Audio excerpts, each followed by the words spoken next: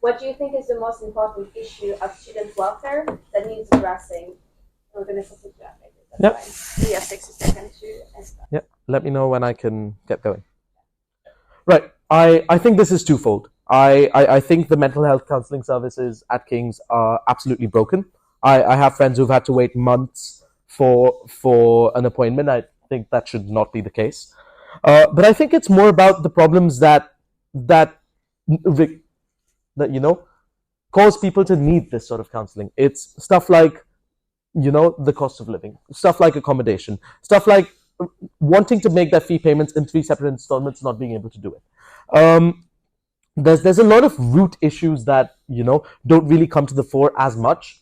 And my policy as your prospective KCLSU president would be to tackle these root issues, because when you do that, I think the majority of people wouldn't face as many problems as they do. And I think that would be at the core of my policy. That being said, there's a variety of different problems that students face, and I'm committed to hearing them and solving each of those issues. Thanks. Sorry, I went a couple of seconds, 2 seconds over? Yeah, sorry. I think it's no secret that the most important issue students are facing, whether they're international or home students, is the cost of living crisis. I think that is clear. I think we all know that. I think the current officer team has been doing some work around that area. And I think anyone who gets elected this year will also be doing work around that area. I also think, and looking at the cost of living crisis, it's the students from minority backgrounds that are the most affected. You can look it up. Research shows that people of minority backgrounds, whether they be disabled, LGBTQ+, POC, or international students, have a harder time with the cost of living crisis. So for me, it's about increasing support specifically for those demographics. And this could look like a variety of things, but specific hardship funds for different groups of students, so that not everyone is competing for the same funds, and so that those most at risk can have access to the funds that they need.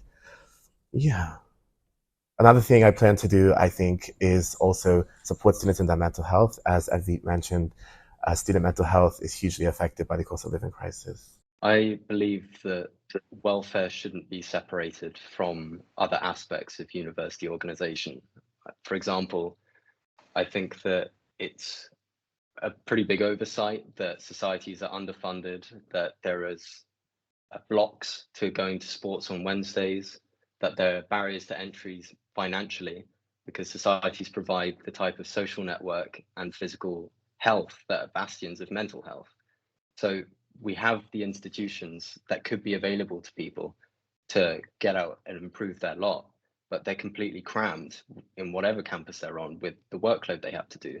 And then they don't have the academic support alongside that, or the access to, because it's always booked up. And so you have this, just everything coming together to suppress welfare, and then we're spending more after the fact to bring in new support. And I don't see it changing unless we change the timetabling system. So thank you for the question. So I believe obviously the living crisis is a big problem the students are facing right now. So the rising cost and the housing crisis, but I feel like uni should be a place for all the students just to come here, enjoy, and just experience what actual university and uni life is. And just building on a platform where students can actually raise their voices, comment on what they feel like should be changed, and just building on a platform where students have that say to, like, not just the students but the university leaders as well, and just pointing out what they want to be changed and what they actually want. And also, like, the big part of their uni life is societies, and just making societies a better structure and just allowing them to work better in hand with the students would make the experience a lot better and would allow them to work better. Because for me as well, personally, sports was one of the things which was in a way get away from my studies, but again, shifting, not having the cricket society, not having the enough funds just to manage net sessions and sports events, made it really difficult for me just to cope up with my studies as well.